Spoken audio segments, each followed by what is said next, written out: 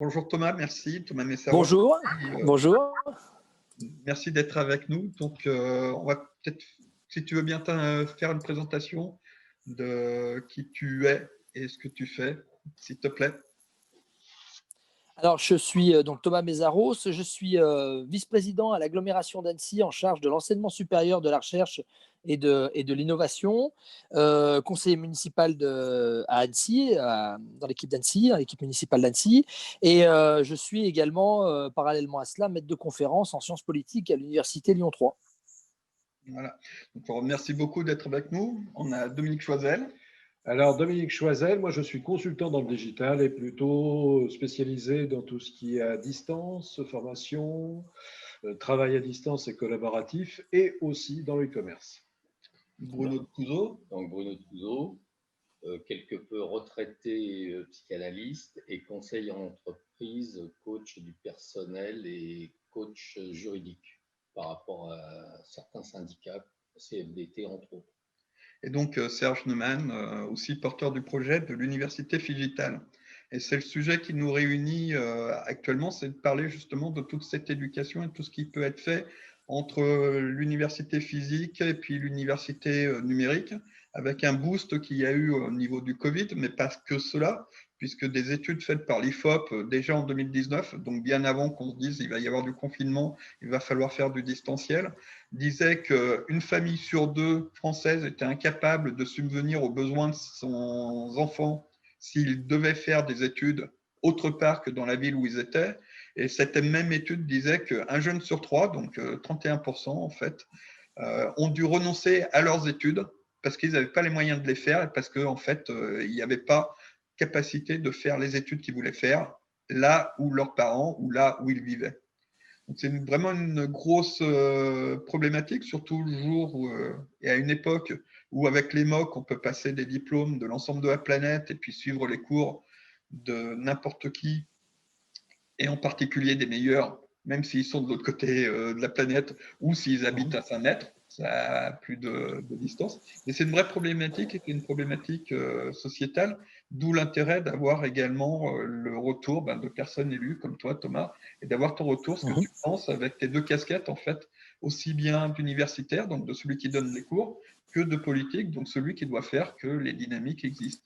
Alors, je voudrais juste rajouter une petite chose, c'est que pour moi, cette année, avec le Covid, il y a quelque chose qui a encore aggravé la situation, puisque les jeunes n'ont pas pu faire des travaux d'été, ils ont été vraiment en difficulté, et je pense que là, cette année, il y a eu vraiment une problématique pour les jeunes qui voulaient aller en université et trouver à se loger. Tout à fait.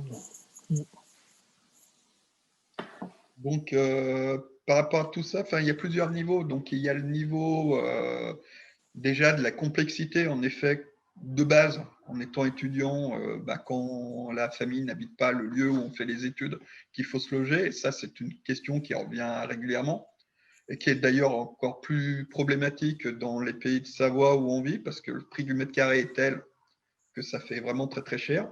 Donc, par rapport à ça, déjà, quel type d'idée ou quel type de réponse tu as, Thomas? Alors, clairement, la pandémie qu'on a connue depuis le mois de mars, ou qu'on connaît depuis le mois de mars, puis surtout la période qu'on avait connue au mois de mars, nous ont obligés à revoir complètement nos modèles. Ça, j'allais dire, c'est le propre des crises, qui, de manière naturelle, nous invite à réfléchir à nos modes de fonctionnement routiniers et puis à imaginer des formes nouvelles, donc à innover en fin de compte dans nos pratiques. Alors, c'est intéressant parce que je trouve que dans le cadre de l'enseignement de manière générale et de l'enseignement supérieur plus particulièrement que je connais mieux, il y a eu vraiment une innovation claire qui a été que l'on a vu se mettre en place. Alors là par exemple à la rentrée, donc il y avait déjà l'expérience de ce qui s'était passé précédemment. Il y avait des interrogations qui se sont développées depuis mars sur les questions que tu évoques, Serge, et en essayant de tirer les éléments positifs en fin de compte de la crise que l'on a connue, en disant que finalement, on peut imaginer aujourd'hui, alors bien évidemment, la formation, elle doit rester en présentiel, c'est le but de l'université, c'est le but de nos formations. j'allais dire, des développements qui sont plutôt digitaux, où on utilisera beaucoup plus ces technologies numériques. Et pour certains cas de figure, ça peut même être des réponses à des carences territoriales ou des difficultés territoriales, telles que la hausse du prix du mètre carré, ou dans le cadre du logement, ou bien l'absence d'infrastructures dédiées à l'enseignement supérieur, voilà, enfin ce genre de choses. Mais ça ne peut être en réalité que palliatif, parce que quand même l'enseignement, il doit se décliner et il doit être dispensé physiquement. En tout cas, il doit y avoir un accueil physique des étudiants. Et donc, on peut imaginer, par exemple, des modules de formation qui seraient à distance, avec des étudiants qui seraient à l'étranger, par exemple, dans le cas où on ne peut pas faire le déplacement, ou dans le cas où il y aurait je sais pas, une formation ou un intervenant particulièrement intéressant qui serait utile dans le cadre d'une formation. On peut imaginer de manière à limiter des coûts, et là on voit les aspects positifs, hein, limiter les coûts de la formation, rendre accessible toute une connaissance à des jeunes. On peut imaginer également à un niveau beaucoup plus, j'allais dire, beaucoup plus environnemental, pour réduire les mobilités, même à l'échelle internationale. Eh bien, on peut imaginer que sur des portions de formation, on puisse comme ça utiliser l'enseignement à distance. Mais, je le répète quand même, hein, l'objectif de l'enseignement, et notamment de l'enseignement supérieur, c'est quand même d'amener les jeunes à se déplacer, à aller dans les enceintes de formation, dans le cadre de leur formation universitaire, d'aller à l'étranger, parce que c'est une richesse, hein, dans le cadre de leur parcours. Donc ça, je crois que ça reste, et ça doit rester impérativement une priorité dans le cadre de l'organisation de nos formations supérieures. Est-ce que vous ne pensez pas, par exemple, qu'il est aussi nécessaire, de toute façon, même pour les gens qui ont cette idée de pouvoir se former avec des temps de travail souples ou des localisations souples, pouvoir partir en Birmanie et continuer ses études? Eh bien, peut-être, mais on a besoin quand même de se retrouver pour créer un petit peu de l'entraide, de créer aussi ce réseau, un réseau qui nous permet plus tard d'avoir des contacts dans d'autres entreprises, même si on n'est pas dans le même cursus. Que de toute façon, on a besoin d'être à plusieurs pour pouvoir échanger, et que de temps en temps, prendre un café, c'est aussi important que d'apprendre, d'être très bon dans sa matière. Ah oui, bien sûr. Je pense que vous avez tout à fait raison. Je pense que quand on dit, enfin, pour moi, en ce qui me concerne, la formation, c'est un tout qui comprend à la fois la transmission de la connaissance, au sens, j'allais dire, théorique, et ça passe par la relation entre l'enseignant et le public qu'il a devant lui, mais ça passe également par la relation humaine, qui est tissée, bien sûr, pendant l'enseignement, mais aussi à côté de l'enseignement, et cette fois-ci, pas seulement entre l'enseignant et le public, mais entre les personnes qui composent les différents publics qui assistent à ces enseignements-là. Donc, je crois que vous avez tout à fait raison. La dimension physique, la présence physique sur les lieux de formation, elle est absolument cruciale, hein, je le redis encore une fois, elle est absolument cruciale. J'ajouterais même que la mobilité dans le cadre de la formation est quelque chose d'essentiel, parce que ça permet de former, c'est un complément nécessaire à la formation, voilà, qui est vécu la plupart du temps par les étudiants comme quelque chose d'important dans le cadre de leur cursus. Donc, bien sûr, l'aspect physique et matériel de la formation, le fait d'être en relation, et c'est que cette relation soit dans un espace déterminé, et que cette relation soit humaine, c'est quelque chose qui est essentiel. Mais je répète quand même que il me semble intéressant aujourd'hui d'observer qu'on a très rapidement pris le pli. Enfin, moi, je vois du côté des enseignants, et un très grand nombre d'enseignants, pardon, on a très rapidement pris l'habitude, par exemple, soit d'hybrider des formations. Là, c'est exactement ce qui est en train de se passer au moment où on se parle, avec la remontée du pic épidémique, où on a la décision qui a été prise dans un très grand nombre d'universités, si ce n'est pas toutes, de pratiquer ce qu'on appelle l'hybridation, ou pour reprendre une formule que Serge emploie lorsqu'il parle de figital, hein, de formation figitale, où on a cette hybridation entre la formation physique, 50% des effectifs, et la formation digitale, 50% des effectifs, de manière à pouvoir respecter les mesures barrières. c'est peut-être une réponse à ce que vous avez évoqué, c'est-à-dire maintenir une présence physique des étudiants sous un mode un peu de turnover, alors, voilà, de cycle, hein, et puis de l'autre côté, permettre à des étudiants, soit parce qu'ils craignent pour leur santé, soit parce que les mesures barrières ne le permettent pas, soit tout simplement parce qu'ils sont personnes contact et donc ils ne peuvent pas assister, puisque c'est la réglementation en vigueur, ils ne peuvent pas assister aux formations, de pouvoir malgré tout suivre les enseignements. C'est sans doute quelque chose qui est aujourd'hui à explorer, en tout cas dans nos modes de fonctionnement. Ce que je voudrais, c'est que M. Berthoud, qui vient d'arriver, mais qui n'a pas de caméra, puisse se présenter et nous dire un petit peu qui il est. Comme ça, on va pouvoir se retrouver tous ensemble pour discuter de cette université Figital. Oui, bonjour, vous m'entendez? Oui, très très bien. Voilà. Bonjour, Berthoud. Écoutez, désolé de vous avoir rejoint avec du retard, mais j'étais justement avec une entreprise savoyarde et qui souhaite développer un centre de formation. Donc voilà, on est dans le lien entre l'université, le monde de l'économie et le digital. Donc Luc Berthoud, je suis maire de la Motte Servolex depuis 12 ans. Et depuis le renouvellement, vice-président de Grand Chambéry, l'agglomération chambérienne, chargé de l'économie, de l'emploi, de l'enseignement supérieur et des innovations. Voilà pour une présentation rapide. Et je suis aussi conseiller départemental et président de la commission des finances du département de la Savoie. Merci beaucoup, M. Berthoud. Merci Est-ce à que vous. vous avez connaissance du concept de l'université Figital? Est-ce que vous désirez que Serge nous fasse une petite présentation rapide du concept? Très volontiers.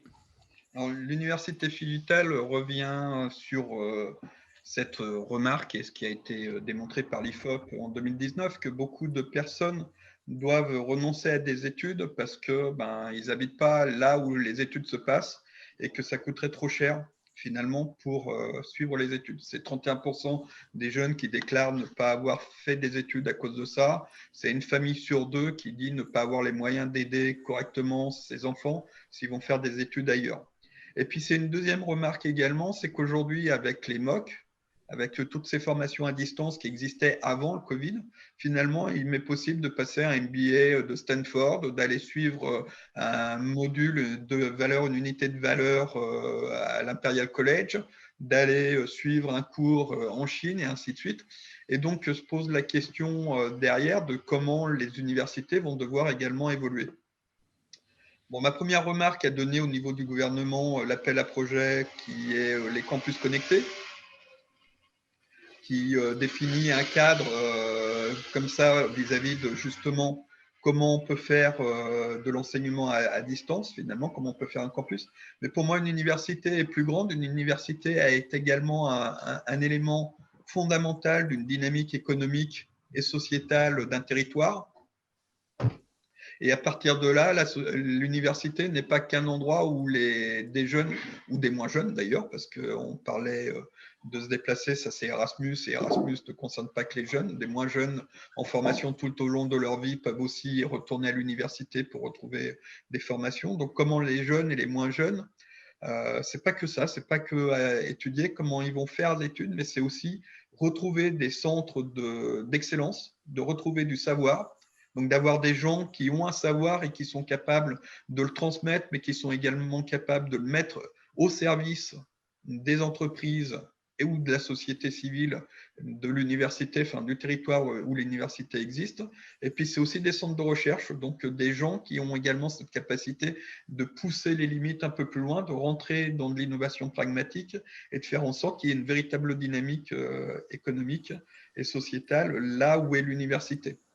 Et donc, cette université Figital est un meilleur de tous les mondes, si on peut parler. D'un côté, ce côté MOOC, formation à distance, que l'on vit de force cette année en 2020 à cause du Covid, mais également de l'autre côté, la nécessité, comme nous le disait Thomas Messaros avant, d'avoir ce contact physique, d'avoir ce contact de campus, d'avoir les soirées étudiantes quand même aussi, même si aujourd'hui elles posent souci pour la propagation du virus, mais elles ont un rôle également de socialisation et de permettre de se créer son réseau.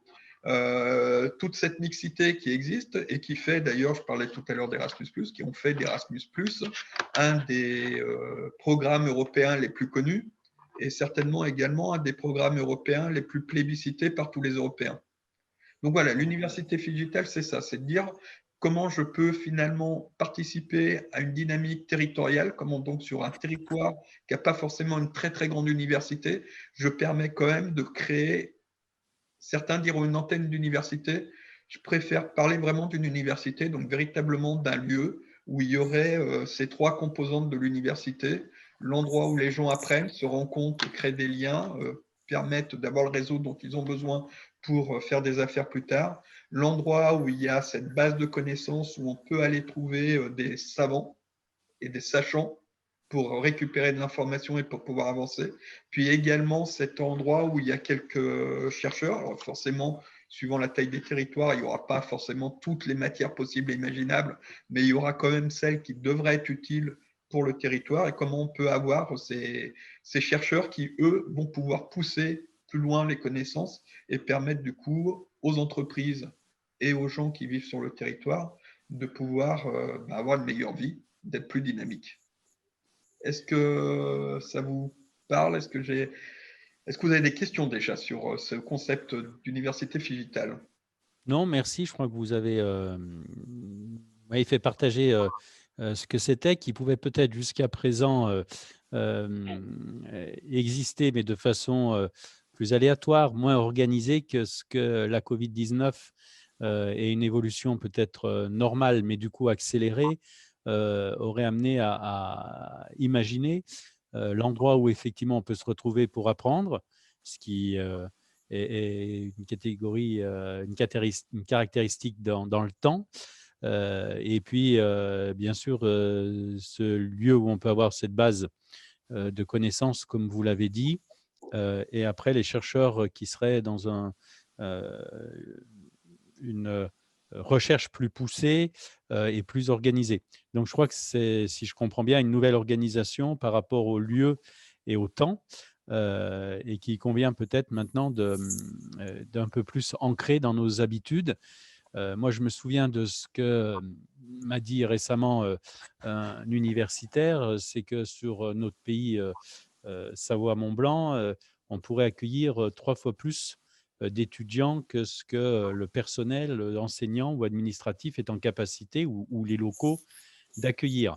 C'est donc peut-être un début de réponse à la fois pour accompagner cette capacité qui est limitée et aussi, comme vous l'avez dit, sur le plan financier pour lesquels les familles ou les jeunes ne peuvent pas, pour ces raisons financières, accéder à l'université. Et c'est donc une solution qui viendrait pallier à cette double difficulté d'accueil physique et de capacité financière. Donc, ça me paraît une solution actuelle, mais aussi d'avenir. C'est bien.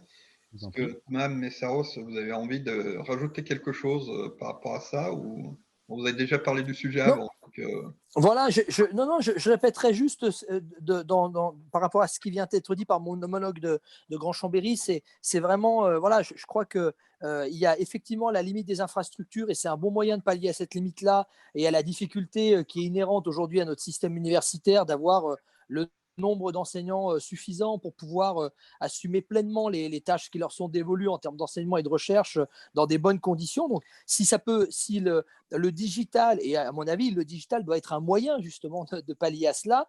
Et puis deuxièmement, et on le voit avec les campus connectés, les 13 campus connectés qui ont été développés récemment, on voit bien que c'est aussi un outil pour essayer de pallier à des inégalités territoriales et par la même occasion des inégalités sociales.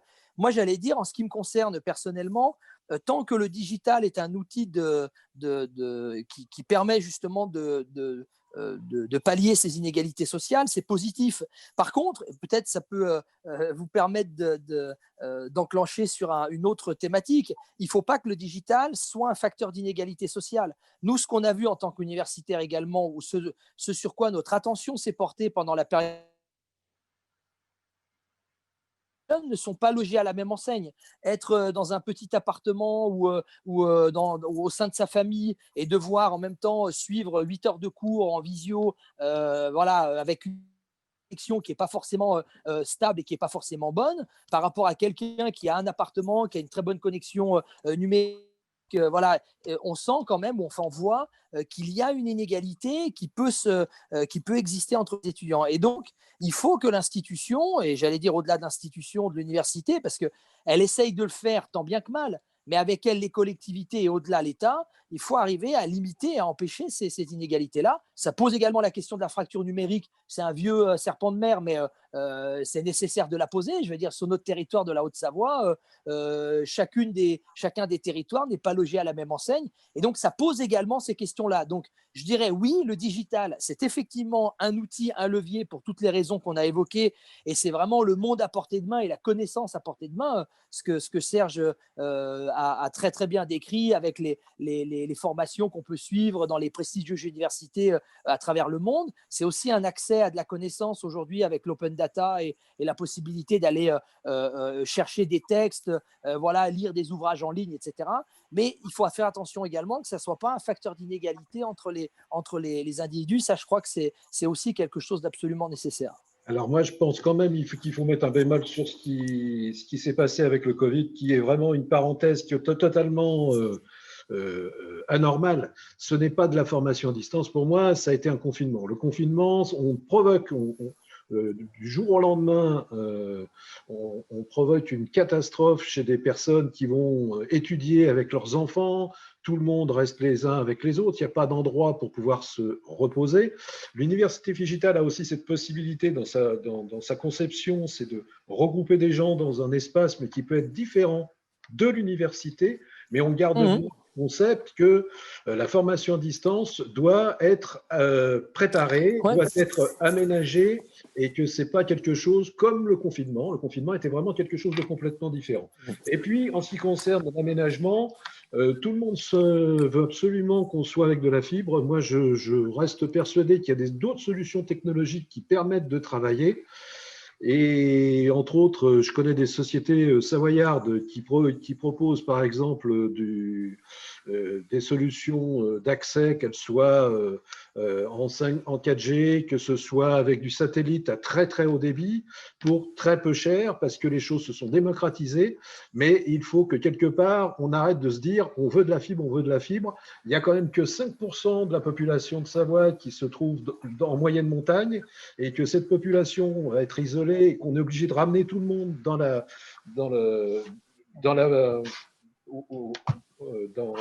vallée. Merci.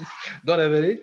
Et cette accumulation pose finalement des problèmes qu'on pourrait résoudre simplement en acceptant de panacher les solutions technologiques parce qu'elles existent.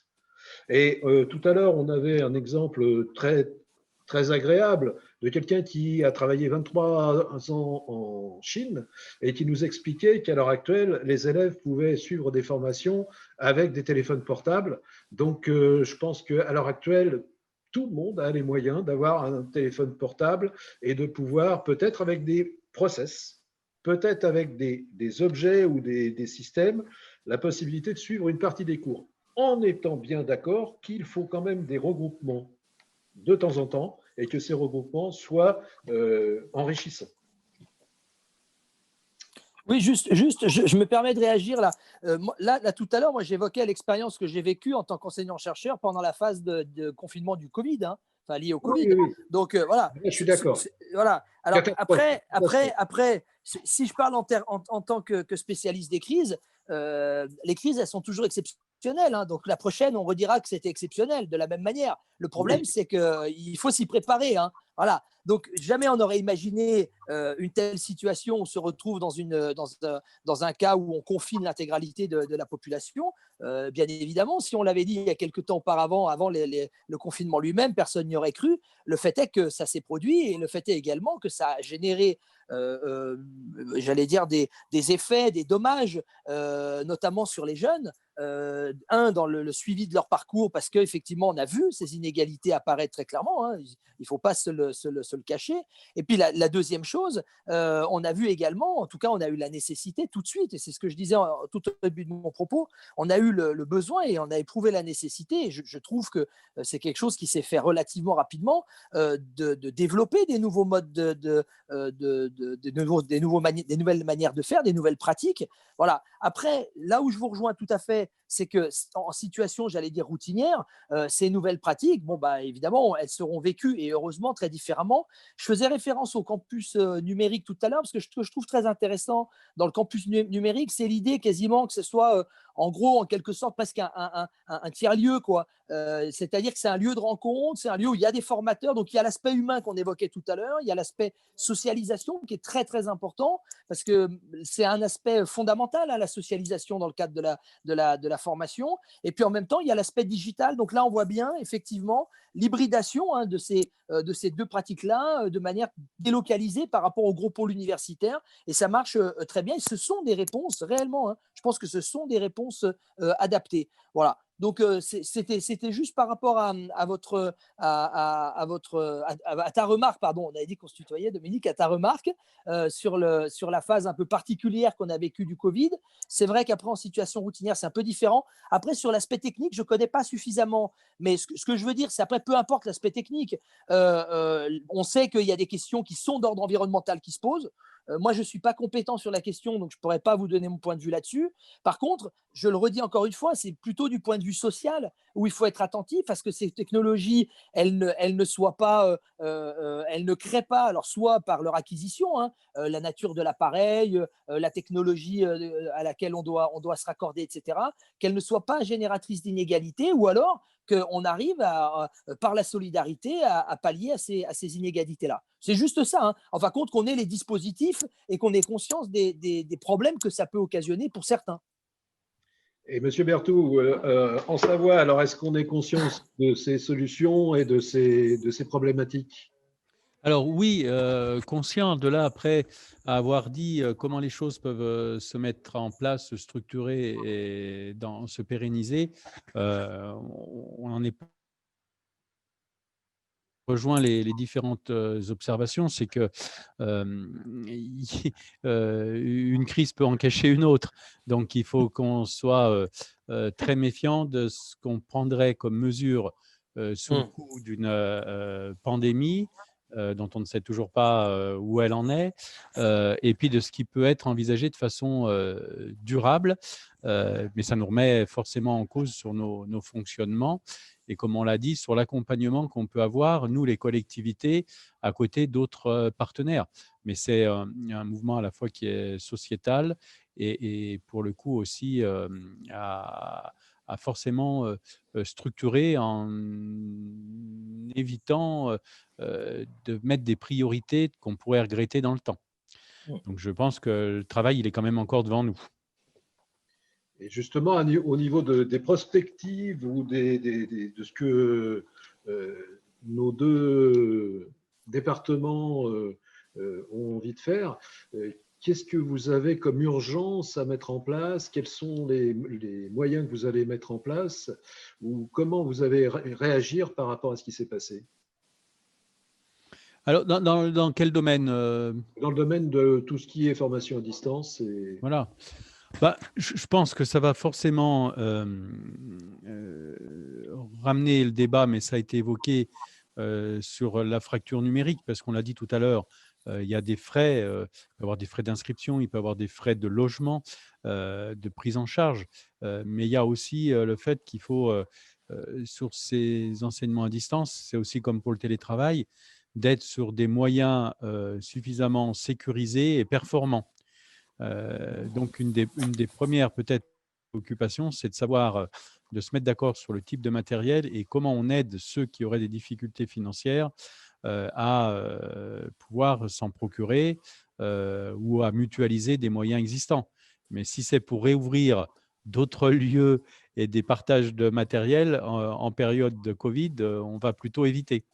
Donc là, je ne sais pas par où passe la solution. En tous les cas, c'est une des interrogations. Nous, pour répondre à la question de Dominique, de notre côté, bien évidemment, on a engagé cette réflexion.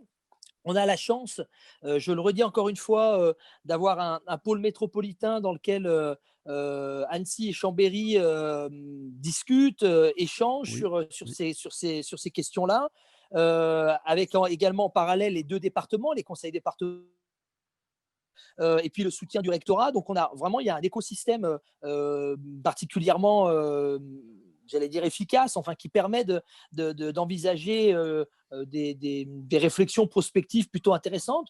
Nous, aujourd'hui, on est aujourd'hui sur les questions de développement du digital sur le territoire, comme étant vraiment une des grandes priorités qui est donnée aussi bien à l'enseignement supérieur qu'à l'économie, puisque c'est également une attente très forte de nos entreprises. Alors, ça se traduit, cela a été dit par Monsieur Berthoud, par les questions liées également à l'insertion, de manière à ce que, j'allais dire, personne ne soit laissé de côté. Donc, c'est au-delà même de l'enseignement supérieur, c'est également, j'allais dire, les formations de manière générale, hein. Voilà, donc nous, aujourd'hui, on est en train de beaucoup travailler sur des projets qui sont l'école de la deuxième chance, l'école 42, etc. On a dans ce cadre-là des réflexions sur le codage qui nous paraissent intéressantes à explorer. Voilà, donc de manière générale, l'idée du numérique et le développement du numérique, mais d'un numérique maîtrisé, d'un numérique qui est également adapté au territoire, adapté aux enjeux du territoire. Et dans l'enjeu du territoire, bien sûr, il y a les enjeux sociaux, mais il y a également les enjeux environnementaux du territoire, puis bien sûr les enjeux économiques, puisque c'est même, j'allais dire, l'un des éléments moteurs, hein, de ce développement-là, avec au travers de cela la question de l'attractivité et de la compétitivité du territoire, attractivité nationale, internationale, parce que qui dit numérique dit également, bien évidemment, ouverture sur le monde, et puis également attractivité du territoire en termes d'emploi, et j'allais dire aussi, enfin plutôt la question pardon, de l'emploi, hein, au-delà de l'attractivité économique, la question de l'emploi en filigrane. Voilà. Ça permet de rebondir sur une question qui était liée à une étude faite par un professeur, une professeure de l'Imperial College sur les villes phénix. Donc, il s'est posé la question comment un certain nombre de villes à travers la planète avaient réussi à rebondir suite à une crise. Donc, typiquement, si on prend pour pas très loin de chez nous, Saint-Étienne, mais elle a pris un certain nombre de villes à travers la planète. Et à chaque fois, c'est aperçu que ces villes avaient réussi à rebondir en choisissant une ou deux, dans très rares cas, 4 thématiques. En fait, ça dépendait complètement de la taille du pôle urbain qui permettait, plus il était grand, plus on pouvait choisir de thématiques, mais sinon, limiter le nombre de thématiques. Donc, elle a démontré que c'était lié à, d'une part, un choix d'une thématique ou de 2 ou 3, et d'autre part, la création aussi d'universités, d'un pôle de formation. Je dis université parce que c'est celui qui tire un peu l'innovation vers le haut, mais pas simplement. Il y a aussi la formation de toutes les personnes qui sont nécessaires pour que l'industrie tourne ou pour que les services tournent. Donc, il y a toutes les formations, quel que soit le niveau. Et puis, il y a aussi la formation tout au long de la vie qui doit être mise en place également.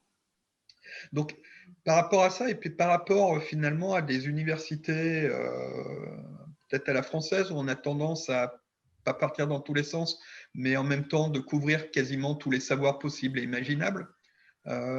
Et puisque vous avez dans vos missions l'un et l'autre également à réfléchir sur ces dynamiques économiques, quelle est votre vue de cette relation entre la formation et puis justement les dynamiques économiques, et finalement, est-ce qu'il faut continuer à être plus dans le sens du siècle des Lumières où il fallait accumuler du savoir, voire même du savoir inutile, entre guillemets, juste du savoir qui avait comme application de faire grandir le savoir, ou d'être plus ciblé sur certaines thématiques et puis finalement faire des choix d'industrie et de développement pour le territoire et de cibler dans ce cadre-là plus en avant la formation correspondante?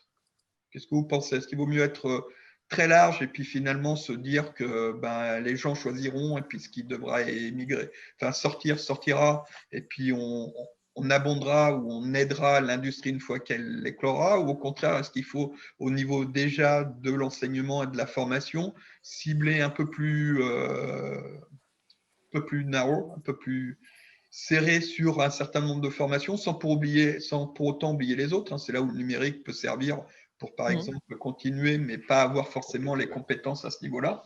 Et par contre, avoir de très fortes compétences en un lieu donné. Autre exemple, le PFL à Lausanne. Il y a 30-40 ans, Lausanne était inexistant. Aujourd'hui, Lausanne est vraiment une place hyper forte et le PFL est même en train de grignoter petit à petit Genève, voire une partie des territoires français au niveau de son rayonnement. Donc, est-ce qu'il vaut mieux ce business model ou l'autre? Lequel des deux votre cœur balance? Moi, je vais prendre l'exemple, mais mon collègue au Savoyard pourra compléter de Savoie Technolac, qui est un pôle d'excellence sur les énergies renouvelables et les réseaux numériques. Au passage, en rendant hommage à des gens comme Michel Barnier, Jean-Pierre Vial, Jean Terme, qui, il y a plus de 30 ans, ont été pionniers et ont compris que 30-35 ans après, matin, midi et soir, on nous parlerait de quoi? De réseaux numériques et d'énergie renouvelable. Donc, ils ont eu un sens de l'anticipation assez extraordinaire. Je pense que dans ce cadre-là, il faut, par rapport à notre territoire, regarder et comment on peut en fait créer des filières, des réseaux, de façon à avoir une place dans un contexte départemental, régional, national ou international. Mais c'est vraiment la présence de Savoie Technolac sur le territoire des communes du Bourget-du-Lac et de la Motte-Servolex, dont je suis le maire, qui me fait dire ça. On peut avoir des investisseurs, ils ne connaissent pas forcément ou de nom Chambéry, ils ne connaissent pas du tout la Motte-Servolex, mais ils connaissent Savoie Technolac vu depuis Paris ou d'une autre ville européenne. Donc, ça veut dire qu'à un moment, l'attractivité de notre territoire passe par une spécialisation, un particularisme qui permet de dire, tiens, ils ont un créneau. Alors, on a, nous, en plus, l'avantage de ne pas être assujettis aux contraintes des métropoles qui ont leurs limites en termes d'insécurité, de pollution, de circulation ou de propagation de pandémie. On le voit actuellement. Mais on a tous les avantages sans avoir les inconvénients. On a cette souplesse, cette agilité, et je crois que c'est ce qui nous permet d'être réactifs et donc de plutôt, pour ma part, plaider pour se faire une réputation et se l'asseoir en étant dans des segments plus spécialisés que généralistes. Moi, j'adhère totalement à ce qui vient d'être dit par mon collègue. Effectivement, c'est de toute manière pour des raisons qu'on a déjà évoquées tout à l'heure, qui sont chez nous, alors là, je prends le cas de la Haute-Savoie et d'Annecy en particulier, qui sont liés avant toute chose à la nature des infrastructures et à la possibilité de développement des infrastructures. C'est-à-dire qu'on a un campus qui est un campus de taille modeste, mais qui dit modeste ne veut pas dire avec un très, très fort potentiel et un très haut niveau de rayonnement, bien au contraire, hein. Justement parce que le choix qui a été fait par les prédécesseurs, et je crois que c'était un choix qui était un choix à la fois de raison et à la fois un choix stratégique, c'était celui de miser sur des secteurs d'innovation, enfin, qui ont une forte capacité en termes d'innovation, sur des segments qui sont des segments très compétitifs. Et c'est aujourd'hui, j'allais dire, quelque chose dont on voit le résultat avec un IUT qui est quand même qui a une excellente réputation, qui est en prise directe avec le monde de l'entreprise et avec des entreprises qui sont elles-mêmes très compétitives à l'échelle internationale et qui pratiquent, qui ont une politique d'innovation très forte. Également, un institut d'administration des entreprises auquel s'ajoute un club des entreprises qui arrive à former des étudiants qui eux-mêmes contribuent au développement économique du territoire. Voilà. Et j'allais dire, à côté de cela, un certain nombre de centres de recherche. Alors bien évidemment, le LAP, ça fait figure même d'exception à l'échelle mondiale, hein.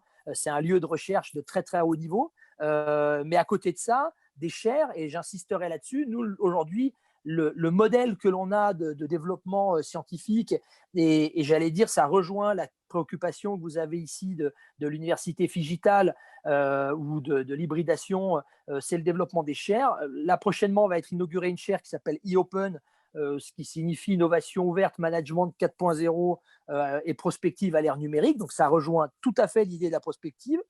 Ça rejoint tout à fait l'idée du numérique. Et l'idée, c'est tout simplement d'accompagner les entreprises du territoire dans leur transition numérique. On a une chaire environnement, économie, environnement qui va également se développer, etc. Et l'outil qui va permettre à l'Université de Savoie-Mont-Blanc, ou l'outil qui permet à l'Université de Savoie-Mont-Blanc de développer ça, cet outil-là, c'est la fondation. Et cette fondation Université de Savoie-Mont-Blanc, c'est elle qui va porter ces projets de chaire et donc qui va accompagner le développement et la relation partenariale entre les collectivités, les acteurs économiques du territoire et les universitaires. Et puis à côté de ça, parce qu'on ne peut pas laisser cet écosystème uniquement au niveau de l'Université de Savoie-Mont-Blanc, même si on voit bien que le moteur, il est à cet endroit-là, hein.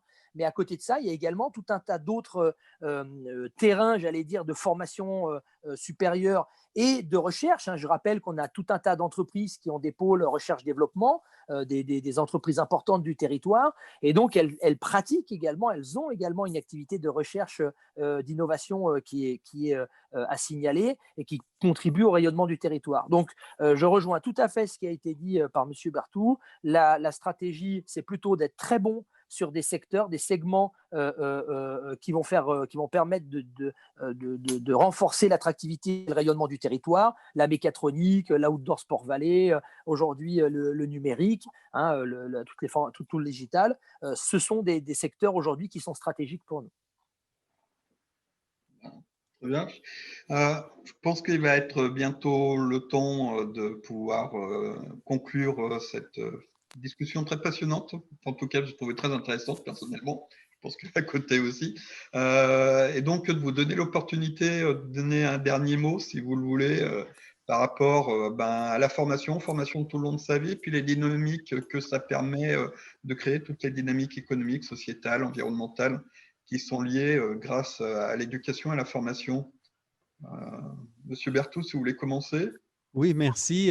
Écoutez, moi, pour vous dire, je crois qu'on est au cœur des enjeux d'aujourd'hui et de demain, que c'est vraiment la clé, bien sûr, l'éducation et après la formation tout au long de sa vie, professionnelle, mais pas que, vie tout court, et que vous nous avez permis, grâce à ces rencontres, de nous interroger un peu plus en avance sur ce que peut être l'université, la formation, bien sûr dans cette période toute particulière, mais qui connaîtra une issue et qui doit nous permettre de nous interroger. Et moi, je pense un peu en permanence, comme je l'ai dit, on ne peut plus se contenter du cadre dans lequel on est ou dans lequel on nous a mis, et qu'il faut faire preuve plus que jamais d'imagination, de créativité. Et je crois que ça, on peut l'acquérir dès le départ, au niveau de l'éducation, mais aussi après, des moyens qu'on se donne pour évoluer dans sa partie professionnelle et personnelle. Donc, un grand merci de nous avoir permis de nous évader pendant un temps de nos tâches les plus quotidiennes et d'être dans de la partie prospective à partir, là aussi, d'un constat qui est tout à fait différent de celui qu'on aurait pu faire il y a seulement que 7 mois en arrière, qui aurait imaginé que les amphis, on appelait plutôt à diviser par 2 le nombre d'étudiants, voire même à être le plus en dehors des locaux, mais ce qui pose un problème d'organisation et de réorganisation à la fois individuelle, mais aussi collective. C'est le défi qui est devant nous. Oui, merci. Merci à vous. Un mot de conclusion? Oui, alors moi je dirais la pandémie à laquelle on a été confronté et finalement la crise qui en a découlé nous montre qu'il faut être préparé à rencontrer l'inconnu à n'importe quel moment. Je crois qu'on est rentré dans une ère où de plus en plus on va être confronté à des changements brusques comme ceux qu'on a pu connaître. Il faut éviter le plus possible qu'ils soient dramatiques parce qu'on voit bien les conséquences que ça peut avoir et puis la succession de crises que ça peut engendrer. Donc je crois que l'objectif c'est vraiment de se préparer, de se former. On parlait de se former. je pense que la préparation à la gestion de crise, ça nécessite des formations particulières.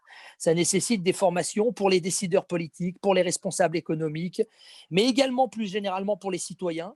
Je pense que c'est aujourd'hui quelque chose qui est absolument nécessaire, d'avoir les bons réflexes quand on est confronté à des situations comme celle-là, pour éviter des blocages total, par exemple, de l'économie, pour éviter le blocage du fonctionnement de nos institutions ou autres. Vraiment, il est nécessaire de pouvoir être préparé. Alors, je sais que c'est toute la difficulté, on ne peut pas être préparé à tout, mais en tout cas, avoir les bons réflexes quand on est confronté à des situations comme celle-là. Ça, c'est le premier point.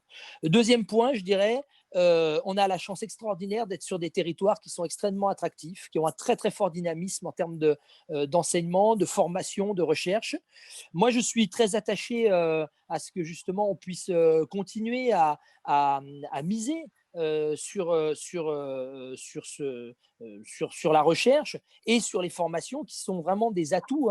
Aujourd'hui, on le sait, des territoires, et qui contribuent à leur développement et à l'épanouissement des personnes qui y vivent.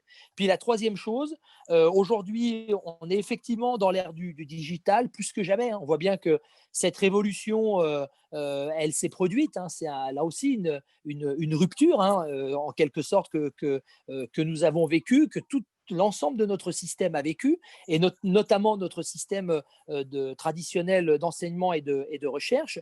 Donc, on s'adapte. Il est en train aujourd'hui, le digital est en train aujourd'hui de trouver sa place, je pense, dans l'ensemble de nos pratiques. Par contre, j'insiste encore là-dessus s'il était besoin, il ne faut pas que ça soit un facteur d'inégalité. Au contraire, il faut que ça soit un facteur de rééquilibrage entre les territoires, entre les individus. Donc, je crois beaucoup à l'idée, en parallèle, Serge l'a évoqué, d'une part, bien sûr, à une formation initiale de qualité, c'est évident, mais aussi à une formation continue de qualité. Parce que je pense que justement, ce qui fait tout l'intérêt de nos modèles de formation, et notamment de nos modèles de formation à l'université, c'est qu'on accueille des professionnels qui peuvent également poursuivre leur cursus de formation, et donc, on le comprend bien, continuer à évoluer soit dans leurs entreprises respectives, soit dans d'autres entreprises. Donc, je crois que c'est quelque chose qui est vraiment, vraiment très important. Et puis, le dernier aspect, je crois qu'aujourd'hui, l'idée d'incubateur ou un lieu qui est dédié pour des jeunes qui sortent de formation pour tester des activités économiques sur des formats juridiques qui aujourd'hui existent, est quelque chose qui est également, je pense, essentiel. Et là aussi, je crois que le numérique jouera tout son rôle, en tout cas pour les accompagner, pour accompagner le développement de leurs activités économiques. En tout cas, je voulais également vous remercier pour cet espace numérique qui devait être physique, qui vous a obligé à vous adapter à l'actualité. En tout cas, merci beaucoup d'avoir créé cet espace numérique pour qu'on puisse échanger. Et puis, félicitations donc, pour cette journée, j'imagine, très riche sur les thématiques que vous avez abordées. Merci à vous. Merci Merci beaucoup. à vous. Merci, on va Merci conclure beaucoup, là. Monsieur Berthaud. Merci beaucoup, Monsieur Bezzaro. Merci Dominique.